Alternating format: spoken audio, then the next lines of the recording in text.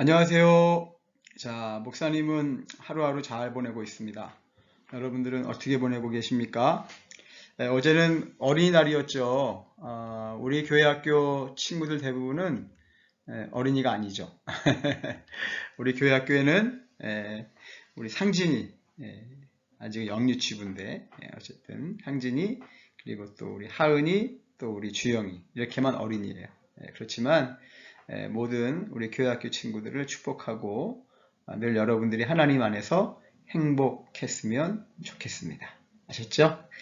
자, 오늘은 우리 기쁜 소식에 대해서 특강 세 번째 함께 좀 배우도록 그렇게 하겠습니다. 지난주에 기쁜 소식 첫 번째 여러분 함께 배웠죠? 그거 기억하시면서 우리 두 번째 한번 시작해 보겠습니다. 자, 복음을 기쁜 소식이라고 말한다 그랬어요. 근데 그러는 것은 우리 인간이 하나님을 떠나 있어 전혀 사랑받을 만한 조건이 없는데도 불구하고 하나님의 전적인 은혜로, 여기 중요한 것은요, 하나님의 뭐예요? 전적인 은혜로, 그렇죠? 하나님과 관계를 회복할 수 있는 길을 마련해 주신 이 하나님의 인간을 향한 구원 계획을 뭐라고 부르느냐? 기쁜 소식이다 라고 이렇게 부르고 있다는 거예요. 쉽게 말하면 인간이 죄를 졌잖아요. 우리가 지난번에 죄에 대해 배울 때 원죄라고 하는 것이 있잖아요. 그 원죄 때문에 하나님을 어떻게 했어요? 떠나게 되었다는 거죠. 하나님을 떠나. 그런데 하나님께서 그러한 죄 가운데도 불구하고 우리 인간을 뭐예요? 구원하시겠다라고 하는 계획을 가지고 계신 그 소식이 바로 뭐예요? 복음인데 그것을 우리가 굿뉴스, 기쁜 소식이다 이렇게 부른다는 겁니다. 그래서 여러분에게 한번 목사님이 질문 던지면서 오늘 성역 공부를 시작하기 원하는데, 여러분은 하나님의 구원 계획이신 예수 그리스도를, 그렇죠? 개인의 구세주로 영접 또는 맞이하셨습니까? 라고 제가 묻는 거예요. 여러분, 이 질문에 대해서 여러분들이 yes, no, 예, 아니요를 정확하게 표현해 주셔야 됩니다. 그래야만이 그 다음 문제가 해결될 수 있어요. 저는 우리 교회 모든 교회 학교 친구들이 다 예수님을 만났다라고 생각을 하고요. 일단 말씀을 함께 전하고요. 여러분들 하나님 안에서 이 부분이 헷갈린다면 목사님께 꼭 카톡 또는 만날 때마다 말씀해 주시기를 바라겠습니다. 자, 그래서 이 복음에 대한 이해가 이제 지난주와 이번 주가 있는 건데, 이제 지난주에 이어서 세 번째 질문을 좀 드립니다. 하나님께서는 이런 죄인된 인간을 다시 자신에게로 인도하기 위해서 어떤 일을 하셨는가? 이런 베드로전서 3장 18절을 보게 되면 그 답이 나와 있거든요. 목사님 한번 읽어봐 드릴게요. 그리스도께서 단번에 죄를 위하여 죽으사 의인으로서 불의한 자를 대신하셨으니 이는 우리를 하나님 앞으로 인도하려 하심이라. 육체로는 죽임을 당하시고 영으로는 살리심을 받으셨으니 아멘. 자, 이 말씀에 의하면 죄인된 인간, 죄인된 우리 한 사람 한 사람을 하나님께로 인도하기 위해서 어떤 일을 하셨는가? 예수 그리스도, 하나님의 아들이신 예수님을 어디에요? 십자가에 죽게 하셨다라고 하는 거예요. 그렇죠?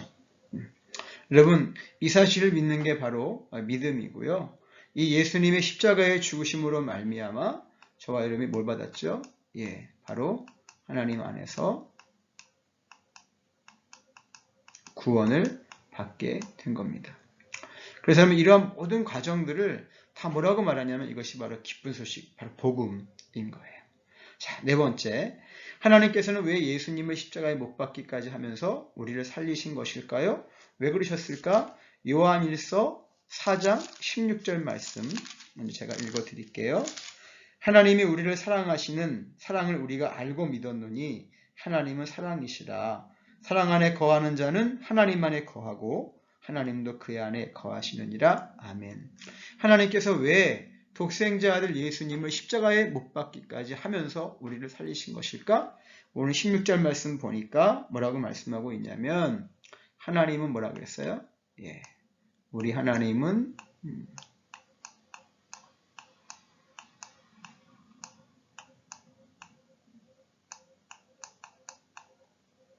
사랑이시다. 이렇게 말씀하고 있어요. 그 사랑이신 하나님께서 비록 이 땅 가운데 죄를 지은 인간들이 있지만 그런 모든 사람들을 사랑하셔서 독생자 아들 예수님을 십자가에 못 박게 하시면서 우리를 뭐 하신 거예요? 하나님의 사랑으로 구원하신 거예요. 그래서 이 하나님의 사랑으로 우리를 구원하여 주심, 이것이 바로 뭐라고요? 기쁜 소식이다. 굿뉴스, 복음이다. 아멘. 이해하시겠죠? 그 다음 5번째 봅시다. 여러분, 아무리 기쁜 소식이 있어도 내가 반응할 때라야 나의 기쁜 소식이 될 수 있는 겁니다. 이 말 동의하시죠? 그렇죠? 이건 뭐냐면 아무리 좋은 것이 있어도 내가 그것을 좋은 것으로 받아들여야 내 것이 될 수 있다는 거예요. 그러니까 복음이 아무리 좋고 복음을 들어야 되고 믿어야 되고 아무리 그래도 그래서 내가 뭐 해야 돼요? 반응이란 게 뭐예요? 리액션. 그렇죠? 어떤 그런 리액션을 취할 때 내 것이 될 수 있는 거잖아요. 성경은 어떻게 여러분을 초대하고 있습니까? 그런데 여러분 이 말씀 우리가 다 아는 말씀이에요. 대표적으로 목사님이 요한복음 1장 12절 말씀 읽어봐 드릴게요. 여러분도 아시는 말씀이지만 한번 읽어 드리겠습니다. 시작. 영접하는 자, 곧 그 이름을 믿는 자들에게는 하나님의 자녀가 되는 권세를 주셨으니 아멘. 자, 어떻게 하라고요? 그 기쁜 소식이 나의 소식, 나의 복음이 되려면 필요한 것이 바로 무엇인가? 우리 예수님을 영접해야 돼요. 영점 이상하네. 미안합니다. 영접해야 돼요. 이거 목사님 다시 지우고 다시 써줄게요. 뭐라고요? 영접. 영접이 무슨 말이죠? 예수님을 내 마음속에 맞이하는 겁니다. 그렇죠? 여러분, 그럴 때 우리가 뭐 했다는 거예요? 아까 사용했던 말 기억하시죠?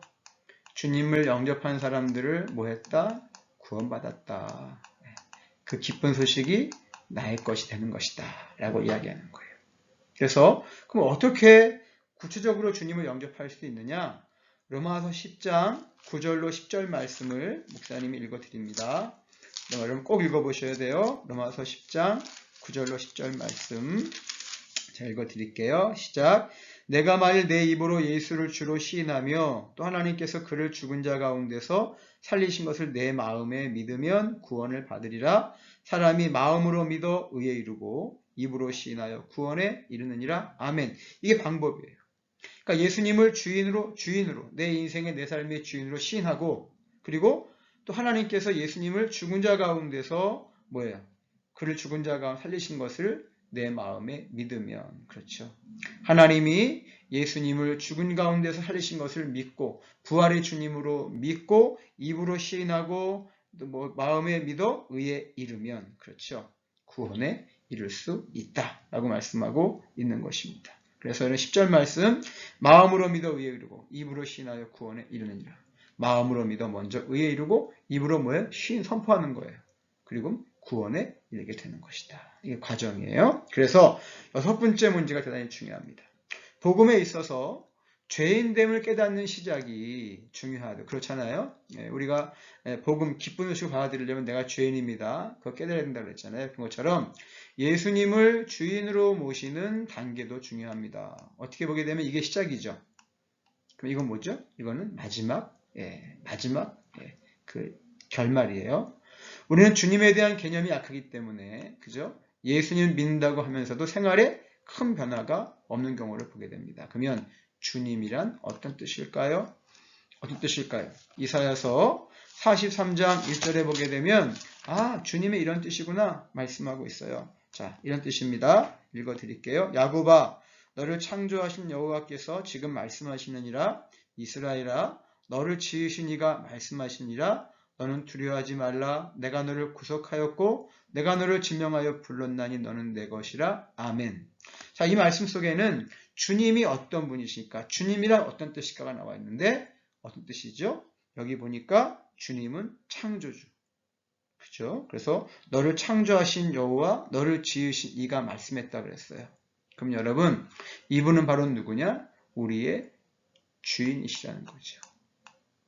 우리 인생, 이 우주, 이 모든 것의 주인은 누구시라고요? 바로 하나님 아버지시다. 그렇죠. 그래서 이 모든 것이 하나님으로부터 주어졌고 하나님이 그 모든 것에 함께 하신다. 그렇기 때문에 어떻게 해야 돼요? 우리는 그 하나님을 믿을 수밖에 없고 하나님의 아들 독생자 예수 그리스도를 믿음으로 뭘 받아야 됩니까? 바로 이 구원을 받아야 된다. 그래야만이 우리의 삶 속에 뭐가 와요? 진짜 기쁜 소식. 그 구원의 은혜들이 이룰 수 있는 것이다 라고 말씀하고 있다는 겁니다. 이해되겠죠? 오늘 말씀은 이제 마지막 부분으로 복음이 무엇인가, 기쁜 소식이 무엇인가 이 부분을 좀 강조를 했어요. 그러기 위해서 우리가 나의 기쁜 소식이 되어야 되잖아요. 예수님을 영접하는 부분까지 함께 나누었습니다. 이제 다음 주에 하고 그 다음 주 두 번 더 우리가 그렇다면 구원에 대한 확신은 무엇인가, 그 구원의 확신에 대한 부분들을 나눌 겁니다. 자, 이제 마지막 결론. 자, 그래서 기쁜 소식이란 무엇인가? 이거 여러분 잘 이해하셔야 돼요. 자, 같이 한번 읽어볼까요? 시작. 하나님의 창조 목적을 어기고 내 뜻대로 살려고 하는 하나님과의 분리된 죄의 상태에 있는 우리를 여전히 하나님께서 어떻게 하셨어요? 사랑하셔서, 중요한 거예요.